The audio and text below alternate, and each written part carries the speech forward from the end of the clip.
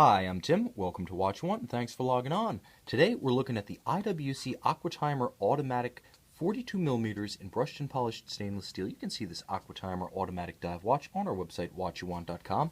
Purchase it there if you like, and if you enjoy these videos, please subscribe to our YouTube channel, Watch You Want Inc.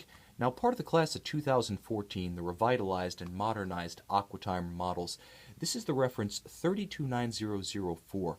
It is arguably one of the most elemental, back-to-basics, and some might say soulful IWC references in that it harks back to the company's no-nonsense utilitarian tool watch engineering tradition.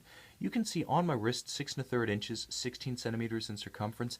It's a good fit. Now it is high, being about 14 millimeters thick, and it is broad, being about 51 millimeters from extremity of lug to extremity of lug. But you can see how the bracelet still splays outward on each side of my wrist, so even if your wrist is 15 centimeters in circumference, maybe even a bit smaller, you're going to have no trouble wearing this watch because the ergonomic engineering by IWC is excellent.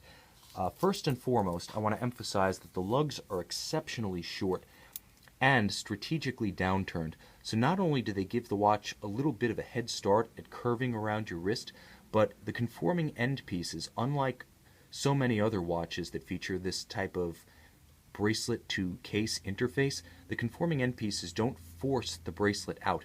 In fact, you can pull it straight in if you want to fit an exceptionally small wrist securely.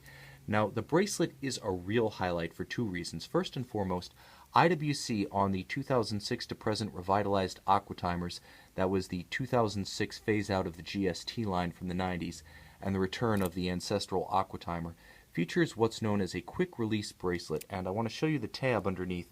This is a system licensed from Cartier that allows the Aquatimer to easily and without tools swap out its bracelets for other bracelets or straps that IWC provides. Again, I did that with my fingernail in about 10 seconds, and swapping it right back in is just as easy. In fact, you could even say it's a snap. The other nice thing about the bracelet, in addition to the quick change feature, is that it's fully sizable. Now, this is a feature that was introduced on the GST in the 90s and carried over to the current Aquatimer range.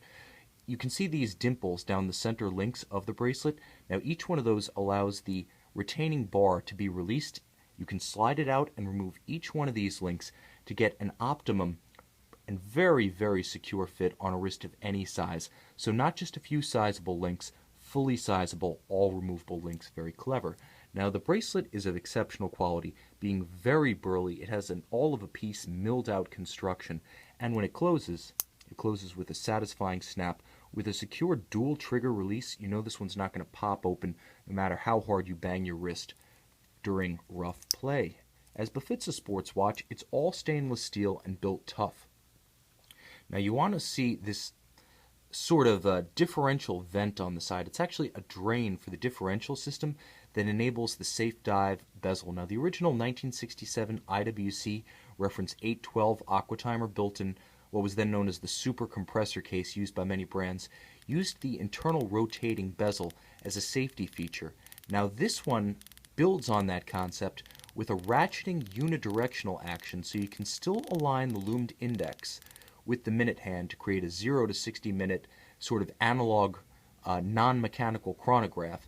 But the key distinction here is that you cannot rotate it backwards, and the ratchet system, enabled by this differential gearing under this helium release valve-like cover — it's not a helium valve, it's a differential cover — enables the system that you see here.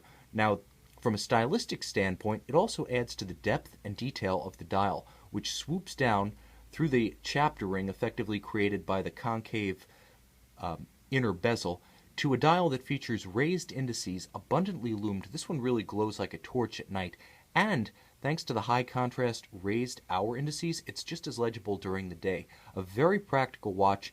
It draws on IWC's caliber 3120, which is a 21 joule bidirectional winding 42-hour power reserve automatic based on the thin, fine, and tough ETA 2892A2 base caliber. Now, this is a dive watch veteran movement. It's been in generations of Omega Seamasters, IWC Aquatimers and GSTs, and the Ulysse Nardin Marine and Maxi Marine diver models. So it's well traveled and it's proven its mettle in rough, tough applications. Very accurate, very reliable. It also features a convenient date quickset, and when you unscrew the screw down crown, you can hack the seconds for precise synchronization to a known accurate reference clock or dive timer.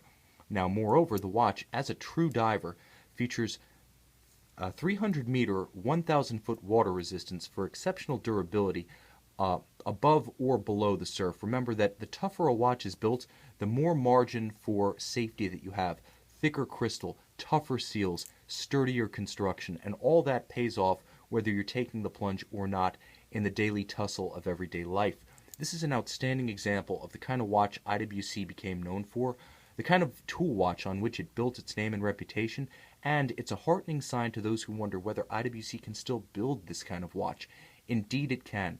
The size is perfect, the substance is outstanding, the features are clever, and the content to price ratio, the value proposition, is through the roof. You can see this neoclassical, really, I would say almost essential IWC reference, the 329004 Aquatimer Automatic Dive Watch, and purchase it on our website, watchyouwant.com.